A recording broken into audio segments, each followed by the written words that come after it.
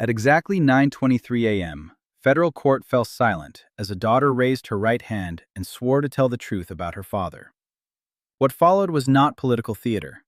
It was sworn testimony describing deliberate concealment of classified documents after a federal subpoena demanded their return. I'm Jack Smith. I have prosecuted war criminals and organized crime leaders for 3 decades. What I witnessed today was something different. It was blood loyalty colliding with federal evidence. The defense team entered confident. Their strategy was predictable: challenge intent, argue confusion, suggest selective enforcement. They believed the case was circumstantial. They believed the government lacked direct proof that the defendant personally handled classified materials after the June 2024 FBI subpoena. They were wrong. The first question was precise. Did you personally observe the defendant handling classified materials at Bedminster after the June 2024 FBI subpoena? Yes, multiple times. The answer landed without hesitation. She described classified folders kept in his private office. She described him reviewing them during family dinners. She described sensitive materials placed on his desk weeks after his attorney certified full compliance with federal demands. Then came Exhibit 184, a photograph taken July 15, 2024, time-stamped 6:47 p.m. The image showed a private desk at Bedminster with CIA briefing folders clearly marked Top Secret. The question was simple. Who was handling these documents when you took this photograph? The defendant. There are moments in federal court when posture changes, when confidence dissolves, when the weight of evidence becomes visible. This was one of those moments. The defense attempted a familiar tactic: suggest confusion. Perhaps the photo captured older documents. Perhaps dates were mistaken. She unlocked her phone. Metadata displayed on screen. July 15, 2024. 1 month after the FBI subpoena. 2 weeks after written certification that all classified materials had been returned. The timeline eliminated ambiguity. This was not accidental retention. It was continued possession. Her testimony went further. She described conversations in which the defendant discussed relocating materials before scheduled compliance reviews. She described a family dinner on August 3, 2024, where classified assessments of foreign military capabilities were referenced as presidential souvenirs. When you're president, everything becomes yours. That statement was repeated under oath. It matters because intent matters. Criminal statutes involving national defense information require knowledge. They require willfulness. They require consciousness of wrongdoing. Bragging about possession while federal investigators demand return is not confusion. It is awareness. Then came security footage. August 12, 2024, 11:47 p.m. The defendant alone in his study photographing classified documents with a personal phone. Who is that in the image? My father. The courtroom did not react audibly, but the gravity shifted. What makes this testimony powerful is not emotion. It is proximity. She was not a cooperating defendant bargaining for reduced exposure. She was not an employee seeking retaliation. She was family. Family witnesses alter juror perception.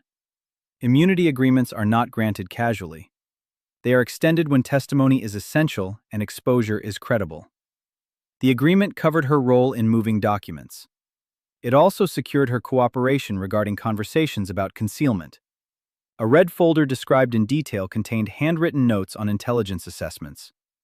Writing on classified documents undermines any claim of ignorance regarding sensitivity. During a recess, the defense team no longer debated strategy. They recalibrated survival. Because photographic evidence paired with corroborating testimony changes risk analysis. The constitutional implications are significant. A former president stands accused of knowingly retaining national defense information after lawful demand for return. The materials described include intelligence assessments concerning foreign capabilities and ongoing operations. This is not political commentary, it is statutory analysis. The law does not exempt former office holders from compliance. The statute does not carve out personal libraries as sanctuaries for classified intelligence.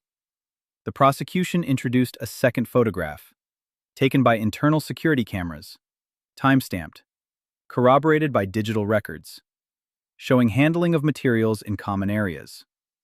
Patterns matter. Repeated conduct after notice demonstrates intent. Her testimony established timeline, knowledge, and action. 3 pillars of prosecution.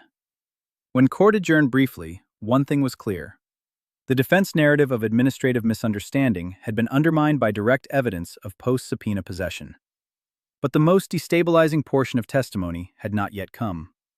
During redirect examination, a single question expanded the scope. Were other family members present during conversations about relocating sensitive materials? Yes. Names were spoken. The implication was immediate. Potential conspiracy exposure. Multiple witnesses. Expanded evidentiary net. At that moment, posture shifted again. This case is no longer solely about retention. It is about obstruction. Obstruction requires proof of intent to impede investigation. Moving materials before scheduled review. Photographing documents privately. Discussing concealment strategies. Those elements now sit on record. The court reporter transcribed every word. The metadata sits preserved. The images are authenticated. The jury, when impaneled, will not evaluate political narrative. They will evaluate evidence. And today, the evidentiary landscape changed. The illusion of ambiguity narrowed. The assertion of total compliance fractured. The testimony did not rely on speculation. It relied on observation, timestamps, and documentation. In federal prosecution, cases turn not on volume, but on clarity. Today brought clarity. The trial continues, but the foundation has shifted, and foundations matter. When proceedings resumed after lunch, the strategic implications of the morning testimony became clearer. The government was not merely establishing possession. It was constructing a narrative of deliberate concealment tied to knowledge of federal scrutiny. During redirect, the prosecutor returned to the July 2024 period. Did the defendant ever discuss how to handle documents in anticipation of FBI compliance checks? Yes. She described conversations about relocating materials to avoid detection during scheduled reviews. She testified that 3 days before a December 2024 compliance inspection, the defendant instructed her to ensure nothing important in his study was accidentally discarded by staff. Timing matters in obstruction cases. Instructions given days before review demonstrate awareness of investigation. The defense objected. Overruled. She continued. On September 2024 phone calls, she testified that the defendant discussed photographing certain documents for inclusion in a future presidential library. When she expressed concern about photographing classified material, he allegedly responded, "Everything I touch becomes declassified by my presence." That statement is legally significant. Declassification is a formal process. It does not occur through assertion. It requires documentation, agency coordination, and recorded action. Belief in unilateral personal declassification does not substitute for compliance with statute. The prosecution introduced text messages between family members from August 2024. In those messages, concerns were raised about continued possession after federal demand. The responses reflected frustration with returning materials that contain politically sensitive information. Text messages are powerful because they are contemporaneous. They capture mindset. They capture awareness. They undermine claims of misunderstanding. The government also referenced a USB drive voluntarily produced at the conclusion of testimony. It allegedly contains additional security images automatically captured when classified folders were present in shared spaces. Metadata will matter again. Time, date, location. Corroboration reduces reliance on a single witness. What unfolded in that courtroom was not theatrical collapse. It was incremental evidentiary tightening. First, observation. Second, photograph. Third, metadata. Fourth, security footage. Fifth, text messages. Sixth, recorded statements. In federal court, layered proof neutralizes narrative defense. The defense will attempt multiple arguments. They will challenge admissibility. They will contest chain of custody. They will scrutinize immunity terms. They will argue executive authority. But jurors focus on simplicity. Were documents demanded? Yes. Were they returned? Certified as returned. Were they later photographed, handled, and discussed? According to testimony and evidence, yes. Did the defendant know they were classified? Handwritten notes on intelligence briefings suggest awareness. Were steps taken before compliance reviews?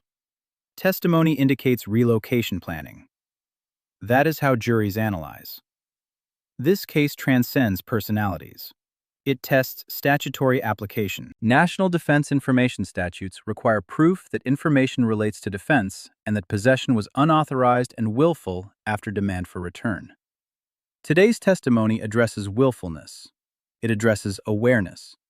It addresses post-demand conduct. The afternoon session also illuminated potential exposure beyond retention. Conspiracy statutes apply when two or more individuals agree to obstruct lawful function.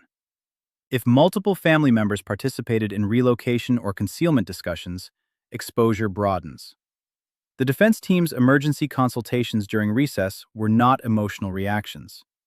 They were recalculations of exposure risk. When family testimony aligns with digital evidence, plea negotiations often shift. Whether that occurs here remains speculative. But risk has changed. At 4:15 p.m., proceedings adjourned. Observers often search for dramatic gestures. There were none. No shouting, no spectacle. Only documented evidence entering the record. High-profile cases invite narrative framing. But federal courts operate differently. They move methodically. They evaluate admissibility. They construct evidentiary sequences. What happened today was methodical. A witness established presence. Evidence corroborated timeline. Digital records reinforced intent. The constitutional question is not abstract. It is practical. Does statutory law apply uniformly?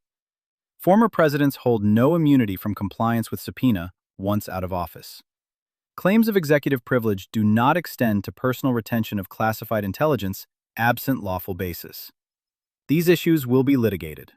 Appellate courts may weigh interpretation. But factual record is built at trial. And today, the record expanded significantly. The testimony will not conclude the case. It opens new investigative pathways. Additional witnesses may be called. Forensic experts will analyze metadata. Security logs will be authenticated. Intelligence officials may testify regarding classification status. Defense counsel will cross-examine credibility. That is process. Process matters. In 3 decades of prosecution, I have observed that cases often turn not on dramatic revelations, but on cumulative detail. Today provided cumulative detail: a time-stamped photograph, a security image, text messages, statements about concealment, instructions before compliance. Those details form structure. Structure supports indictment or acquittal. The trial continues. The system now faces its responsibility. Evidence has been presented. Arguments will follow. Appeals may arise. But facts, once entered into record, remain. At 9:23 a.m., a daughter swore to tell the truth. By 4:15 p.m., that truth had altered the trajectory of a federal prosecution. The law now proceeds.